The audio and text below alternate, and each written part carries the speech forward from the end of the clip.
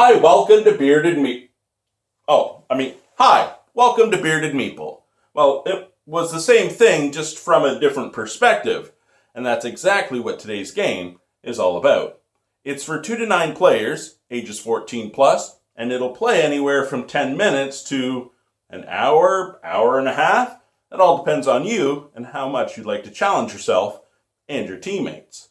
It's brought to us by Pandasaurus Games. It's Mental Blocks. Let's take a look at it. In the game, we have 6 different shapes in 4 colors making up the game pieces. We have sleeves, and then there's the puzzle cards themselves.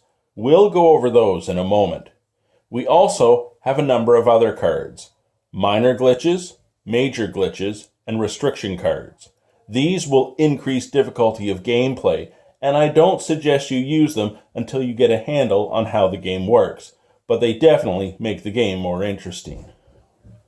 Players are collectively attempting to build one structure based on their card and what they see from their perspective.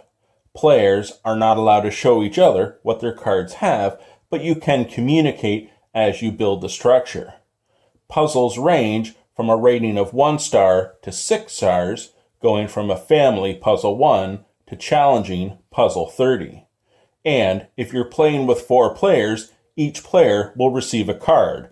If you had 3 players, the 4th card is simply placed face up on the table. With 5 to 8 players, those players will receive a card that simply shows the shape but no color. But even then, you don't know if it's a single square on top of another single square or a rectangle, or even if the base is a solid square or maybe 2 large triangles put together. You simply know the average shape, and then the other players can help you with the color. Also, if you play with 9 players, the 9th player will act as a traitor, and they're attempting to ruin the puzzle based on the allotted time so the team won't win. You can set the time anywhere from 7 to 10 minutes, but as some of the puzzles are really challenging, you may go over, so adjust your time accordingly. And remember, you may want to add the restriction and the glitch cards to make the game even more of a challenge. Your card is simply based on your perspective. This player can't see any black in the shape where these players can. And you might not even be sure what shape that is based on your card. This player simply sees 4 squares of color, but is it really a large blue square behind the yellow, or maybe this is a large white triangle hiding behind the black? They simply see that image. It's through working together and figuring out which shapes are which you'll come to your solution. Because if you can solve a shape like that in under 7 minutes, even using the glitch and restriction cards, well, my hat's off to you. And that, my friends, is Mental Blocks. And I'll tell you what, I absolutely love puzzle games, and I was drawn to this immediately. I absolutely loved it.